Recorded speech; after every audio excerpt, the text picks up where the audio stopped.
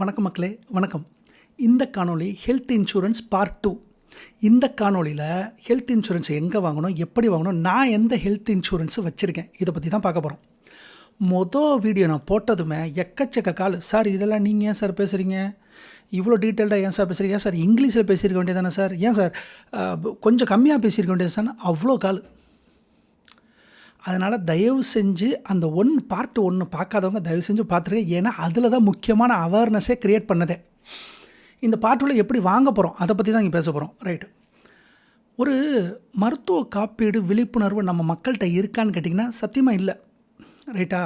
ஆனால் அந்த ஹாஸ்பிட்டலுக்குள்ளே நுழைஞ்சி ஐசியூ போய் டோரை போய் பார்த்துட்டு வந்தவங்களுக்கு தான் தெரியும், அந்த அனுபவத்தை போய் கொடூரத்தை அனுபவித்தவங்களுக்கு தான் தெரியும் அந்த ஹெல்த் இன்சூரன்ஸோட வழி. அந்த ஹெல்த் இன்சூரன்ஸோட முக்கியத்துவம் என்னங்கிறத இங்கே பாருங்கள். ஒரே ஒரு இமெயிலில் காமிச்சிட்றேன். தங்கச்சி அனுப்பிச்சிருந்தா தங்கச்சியோட அனுமதியோடு இங்கே காட்டுறேன். தங்கச்சி என்ன சொல்கிறாங்கன்னா, அண்ணே போன வருஷம் எங்கள் அப்பாவோட மருத்துவ செலவுக்கு 22 லட்ச ரூபா நான் செலவு பண்ணேன். அது என்னோட ஒட்டுமொத்த இன்வெஸ்ட்மெண்ட்டு, மியூச்சுவல் ஃபண்டு, சேமிப்பு, கோல்டு எல்லாத்தையும் டோட்டலாக வைப் அவுட் பண்ணிட்டு போயிடுச்சு, சுரண்டி எடுத்துகிட்டு போயிடுச்சு அந்த ஒரே ஒரு பில்லு, மெடிக்கல் பில்லு. ஆனால் தயவு செஞ்சு இந்த விழிப்புணர்வு கொண்டாந்துட்டீங்க, தயவு செஞ்சு பார்ட் 2 இமீடியட்டாக ரிலீஸ் பண்ணிடுங்க அப்படின்னு சொல்லி அப்ரிஷியேஷன்லாம் பண்ணியிருந்தாங்க தங்கச்சி. அதனால் இந்த வீடியோ பார்க்குறது ஒரு ஜென்சி கிட்ஸாக இருந்தீங்களாலோ அல்லது 9 to 5 வேலைக்கு போகிறவங்களா இருந்தாலோ தயவு செஞ்சு உங்களோட காப்பீடை உறுதி பண்ணிக்கங்க. ரொம்ப ரொம்ப முக்கியம். நாம் இல்லாத போதும் அந்த ஹெல்த் இன்சூரன்ஸு நம்ம குடும்பத்தை காப்பாற்றும். கரெக்டாக? நாம் செய்ய வேண்டியதை அந்த ஹெல்த் இன்சூரன்ஸு பண்ணிடும். ஆனால் பிள்ளைங்களையும் ஃபேமிலியும் நட்டாத்தில் விட்டுட்டு போகிறதுங்கிறது மிகப்பெரிய தவறு. அந்த பாவம் சும்மாவே விடாது. அதனால் தயவு செஞ்சு ஹெல்த் இன்சூரன்ஸை உறுதி செஞ்சுக்கோங்க மக்களே. அடுத்து முக்கியமானது, ஹெல்த் இன்சூரன்ஸை எங்கே வாங்கணும், எப்படி வாங்கணும். சார் அதெல்லாம் விடுங்க, நீங்கள் எங்கே வாங்கினீங்க, நீங்கள் எந்த ஹெல்த் இன்சூரன்ஸ் வச்சுருக்கீங்க அதானே கேட்குறீங்க. சார் நானும் உங்களை மாதிரியே ஹெல்த் இன்சூரன்ஸு வச்சுருந்தேன். 2024 ஒரு ஹாஸ்பிட்டலில் போய்ட்டு, நம்ம சென்னையில் தான் ஹாஸ்பிட்டலில் போய்ட்டு ஸ்கேனிங் எல்லாம் எல்லாத்தையும் முடிச்சுட்டு ஒரு செக்கப், ப்ரீ செக்கப் மாதிரி எல்லாத்தையும் பண்ணிட்டேன். பில்லு கொஞ்சம் அதிகமாக போயிடுச்சு. அப்போ இன்சூரன்ஸ் கம்பெனிக்கு நான் ஃபோன் பண்ணி சார் இது மாதிரி பில்லிங் இருக்குது, நான் அதை கிளைம் பண்ணிக்கிறேன் சார் அப்படிங்கும்போது, sir you can claim that, this is not applicable, pre-hospitalization is not applicable in your policy, sir you must read this அப்படின்ட்டானுங்க. என்னடா சொல்கிறே, you only said that sir it is covered everything, no worries, I am like your brother, I will help. ஏன்னா நீ தானடா சொன்ன நான் எல்லாத்தையும் பார்த்துக்கிறேன்னு அப்படின்னு சொன்னால், இல்லை sir pre hospitalisation not in your பாலிசின்னாங்க. அதுக்கப்புறம் தான் எனக்கே புரிஞ்சிச்சு ஒரு பாலிசியை முழுக்க படிக்கணுங்கிற விழிப்புணர்வு எனக்கு அன்றைக்கி தான் வந்துச்சு. அப்போ அடுத்த நான் இன்சூரன்ஸை தேடும்பொழுது தான் என் கண்ணில் பட்டது இந்த டிட்டோ. இந்த டிட்டோங்கிற கம்பெனி என்ன பண்ணுறாங்கன்னா, முழுக்க ஃப்ரீ கன்சல்டேஷன், ஃப்ரீயாக உங்கள்கிட்ட தமிழ்லே பேசுவாங்க. 1/2 hour உங்களோட ஸ்பெண்ட் பண்ணுவாங்க. டெலிஃபோனில் ஒரே ஒரு கால் தான் பண்ணுவாங்க. உங்களோட வயசு, உங்களோட தொழில், உங்களோட சம்பளம், உங்களுக்கு என்ன தேவை, உங்களுக்கு சிறந்த காப்பீடு எதுவாக இருக்குன்னு சொல்லி ஒரு 5-6 கொடுத்துருவாங்க.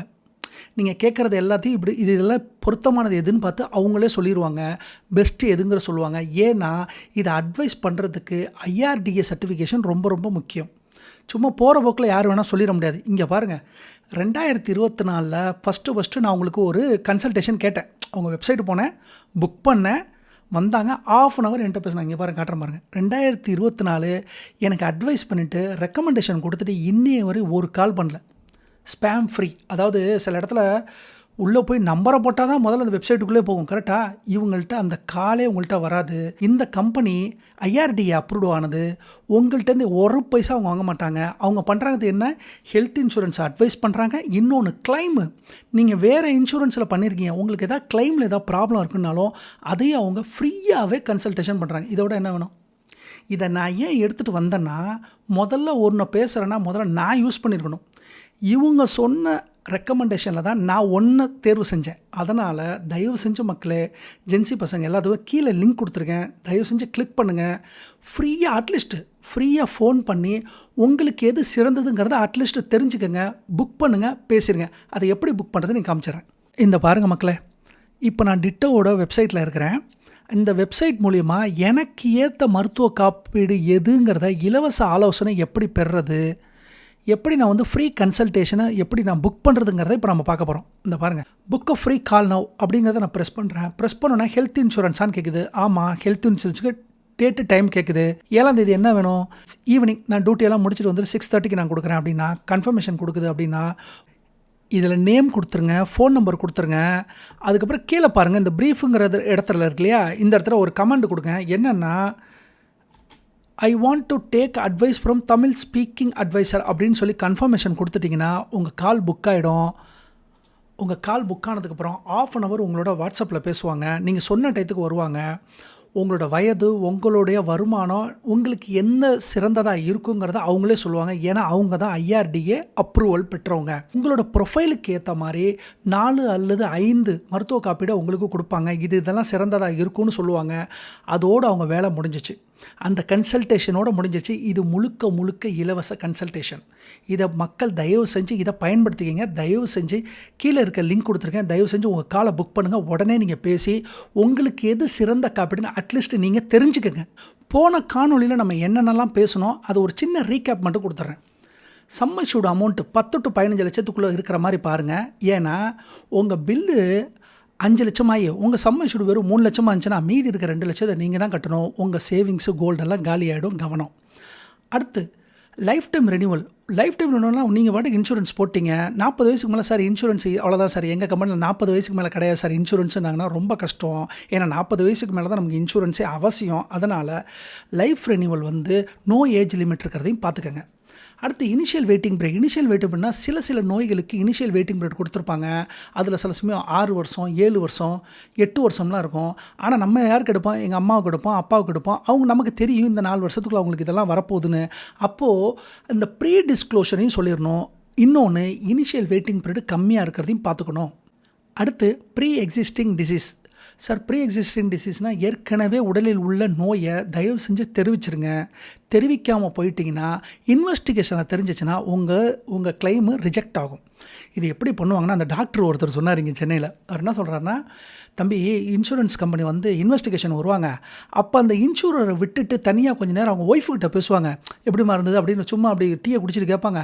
அப்போ அவங்க ஒய்ஃப் சொல்லுவாங்க, ஆமாம் சார், ஒரு 6 வருஷத்துக்கு முன்னாடி ஒரு மலேரியா வந்துச்சு, அப்போ கூட பிபி பிரச்சனை இருக்குன்னு அதை அப்படியே பிடிச்சிக்குவாங்க. பிடிச்சிட்டு இந்த பாருங்கள் அவங்க மனைவியே சொல்லிட்டாங்க. அதனால் மறைக்காதீங்க. Pre existing disease waiting period maximum 2 வருஷம் இருக்கலாம். அதுக்கு மேலே இருந்தால் நல்லதில்லை. அதையும் பார்த்துக்கோங்க. அடுத்து ரூம் சப்ளிமெண்ட்டை பற்றி சொல்லிட்டேன். ரூம் சப்ளிமெண்ட்டு ரூமோட ரெண்டல் ஏறும் பொழுது எல்லா பில்லும் ஏறும். அதனால் ரூம் ரெண்ட் 5000 10,000 அந்த room rent cap, no room rent கேப்பாக இருக்கிறது பார்த்துக்கணும். அடுத்து கோபேமெண்ட்னா இன்சூரன்ஸ் கம்பெனி 20% கட்டும், 80% இன்சூரர் கட்டணுங்கிற மாதிரி இருக்கும். கோபேமெண்ட்டு தயவு செஞ்சு பாருங்கள்.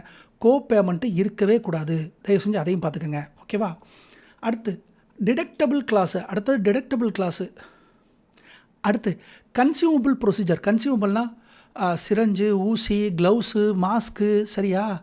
இந்த கன்சியூமபிள்ஸ் எல்லாம் இருக்குல்ல, இதெல்லாம் தனி பில்லாக வரும். அந்த தனி பில்லாக வரக்கூடாது. கன்சியூமபிள் ஆல் இட்ஸ் இன்க்ளூடடுங்கிற மாதிரி இருக்கணும். அடுத்து டே கேர் ப்ரொசீஜர். சில சமயம் எப்படின்னா, நம்ம வந்து சின்ன ஒரு ஆப்ரேஷனுக்கு போவோம், அது காலையில் 2 மணி நேரத்தில் முடிஞ்சிடும், வீட்டுக்கு நம்ம வந்துடுவோம், அந்த கிளைமே ஆகாது. ஏன்னா அந்த இன்சூரன்ஸ் என்ன சொல்லியிருக்குன்னா 24 ஹவருக்கு மேலே இருந்தால் தான் அப்படின்னு போட்டிருக்கோம். அதனால் டே கேர் காலையிலையோ அல்லது அந்த நாளுக்குள்ளேயோ நடந்திருந்தாலும் அதுக்கும் அந்த இன்சூரன்ஸ் அப்ளிகபிள் ஆகணுங்கிறத பார்த்துக்கணும். அடுத்து டே கேர் ப்ரொசீஜர்னால், அதாவது சில இன்சூரன்ஸ் எப்படின்னா நீங்கள் 24 ஹவருக்கு மேலே இருந்தால் தான் கிளைமுங்கும். ஆனால் இன்றைக்கி இருக்கிற ரோபாட்டிக்கு பல டெக்னாலஜிலாம் என்ன ஆகிடுச்சு, போகிறாங்க 1/2 மணி நேரத்தில் முடிஞ்சிடும். 1/2 மணி நேரத்தில் முடிச்சுட்டு நீங்கள் போய்ட்டு பில்லை கொடுத்தீங்கன்னா ரிஜெக்ட் ஆகிடும். அவன் சொல்லுவான், இல்லை சார் 24 ஹவர் அப்ளிகபிள் இல்லை, டே கேர் எங்கள்கிட்ட கிடையாதும்பாங்க. அதனால் டே கேர் இருக்கணும். அடுத்து ப்ரீ ஹாஸ்பிட்டலைசேஷன், போஸ்ட் ஹாஸ்பிட்டலைசேஷன். அப்படின்னா ஒரு மருத்துவமனைக்கு போகிறதுக்கு முன்னாடி நீங்கள் எடுத்த டெஸ்ட்டு, ஸ்கேனிங்கு, ரிப்போர்ட்டு அதெல்லாம் இருக்குல்ல, அதுக்கு ஒரு செலவு இருக்கும்ல. அடுத்து ஹாஸ்பிட்டலைசேஷன் முடிஞ்சுட்டு நீங்கள் வெளியில் வந்திருப்பீங்க ஹாஸ்பிட்டலில், அதுலேருந்து ஒரு 6 மாதத்துக்கு செலவு இருக்கும்ல, ரைட்டா? ரெக்கவரி ஆகிற வரையும் இந்த 3மே அந்த இன்சூரன்ஸில் கவர் ஆகிருக்கான்னு பார்த்துக்குங்க, ரைட்டா? அடுத்து ஆம்புலன்ஸ் சார்ஜஸ் பார்த்துக்கோங்க. அடுத்து ரீஸ்டோரேஷன், வெரி முக்கியம். ரீஸ்டோரேஷன், அதாவது இன்சூரன்ஸ் அமௌண்ட்டு சம் அஷ்யூர்டு வந்து 10 லட்சம் அப்படின்னா, 10 லட்சம்னா மொதல் 6 மாதத்தில் ஒரு 3 லட்ச ரூபாய்க்கு ஆகிடுச்சுன்னா மீதி 7 லட்சம் தான் இருக்கும். ஆனால் அடுத்தது அதே வருஷத்தில் இன்னொரு இன்சூரண்ட்டோ ஏதோ நடந்து திரும்பி 10 வருஷம் ஆச்சுன்னா ஆட்டோமேட்டிக்காக அந்த 7 10 மாறிக்கும். அது வந்து ரீஸ்டோரேஷன். சார் இப்போ என்ன சொன்னது இப்போல்லாம் இதெல்லாத்தையும் ரீகேப் பண்ணிட்டேன், ரைட்டா? போன வீடியோவில் என்னென்ன பேசணுங்கிறத ஒரு ரீகேப்பாக நான் கொடுத்துட்டேன். அந்த அட்வைஸ்கிட்ட நீங்கள் இப்படி கேட்கலாம், கிளைம் செட்டில்மெண்ட் ரேஷியோ சிஎஸ்ஆர் எனக்கு வந்து 95% இருக்கணும், எனக்கு 90% இருக்கணும் அப்படின்னு கூட நீங்கள் கேட்கலாம். அப்படி என்னென்னா கிளைம் செட்டில்மெண்ட் ரேஷியோனா, அதாவது 10,000 கேஸு செட்டில்மெண்ட்டுக்கு வந்திருக்கு ஒரு வருஷத்தில். அந்த ஹெல்த் இன்சூரன்ஸ் கம்பெனிக்கு 10,000 கேஸ் வந்திருக்கு. இவங்க 9,700 கேஸுக்கு கிளைம் கொடுத்துட்டாங்க. அப்போனா அவங்களோட ரேஷியோவில் 97% ரேஷியோ. கரெக்டாக? எந்த ஹெல்த் இன்சூரன்ஸு 90 அல்லது 95 அல்லது அதிகப்படியாக எந்த ரேங்க் இருக்கோ அதையே நீங்கள் ஃபஸ்ட்டு ப்ரியாரிட்டியாக வச்சுக்கிட்டு அதுலேருந்து ப்ரொசீட் பண்ணுங்கள். உங்களோட கேள்விகள்லாம் கேட்க ஆரம்பிங்க. அதுக்கப்புறம் இந்த ஸ்க்ரீனில் இப்போ நான் ஷேர் பண்ணுறேன், இங்கே பாருங்கள். நம்ம பேசின காணொளி ஃபஸ்ட்டு காணொலியில் காமிச்ச அந்த 15 இதையும் ஒரு ஸ்னாப்ஷாட் எடுத்துங்க, ஃபோட்டோ எடுத்துக்கங்க. நீங்கள் பேசும் பொழுது இதை வச்சுக்கிட்டு கூட நீங்கள் அவங்கள்ட்ட பேசுங்க. நீங்கள் கேட்கக்கூடிய ஒரு கேள்விக்கும் அவங்க பதில் அளிக்கிறதுக்கு தயாராக இருப்பாங்க. ஏன்னா இப்படி தான் என்னோடய இன்சூரன்ஸை நான் சூஸ் பண்ணேன். கிட்டத்தட்ட நான் 45 நிமிஷம் பேசினேன். எல்லா கேள்விகளுக்கும் சலிக்காமல் பதில் சொன்னாங்க. அதுதான் எனக்கு ஆச்சரியம். சலிக்காமல் பதில் சொன்னாங்க. அதுக்கப்புறம் அவங்க அனுப்பிச்சதுக்கப்புறம் நீ வாங்கினியா வாங்கலையா எதுவுமே கேட்கல. அதனால் நான் யூஸ் பண்ணது அதில் தான் யூஸ் பண்ணேன். அது மூலியமாக தான் என்னோடய ஹெல்த் இன்சூரன்ஸை வாங்கினேன். ஒரு மருத்துவ காப்பீட்டை செலக்ட் பண்ணுறதுல முதல் படி இந்த ஆலோசனை. ஒரு நல்ல ஆலோசகரை, IRDA அப்ரூவ் ஆன ஒரு ஆலோசகரை பார்க்குறது தான் முக்கியம். நான் ஆல்ரெடி சொல்லியிருந்தேன், இந்தியாவில் இருக்கிற இன்சூரன்ஸ் ஏஜென்ட் யாருமே அவங்க எல்லாமே பார்ட் டைம் அட்வைஸராக வேலை பார்க்குறாங்களே தவிர யாரும் இங்கே அப்ரூவ்டே கிடையாது. அதனால தான் பேங்க்கில் அங்கே சொன்னாங்க, இங்கே சொன்னாங்க, பெரியப்பா சொன்னார், அவன் யூஸ் பண்ணால் இப்படி என் ஃப்ரெண்டு யூஸ் பண்ணால், எங்கள் சித்தப்பா சொன்னாருன்னு சொல்லி இன்சூரன்ஸை வாங்கிட்டா கடைசியில் ரிஜெக்டில் போய் முடியாமல் இந்த ஃப்ரீ ஆலோசனை பெறுறது தான் முதல் படி. ஒரு காப்பீட்டை செலக்ட் பண்ணுறது முதல் படினா ஆலோசனை பெறுதல். இந்த ஃப்ரீ ஆலோசனையை பயன்படுத்திக்கங்க. நன்றி மக்களே, நன்றி.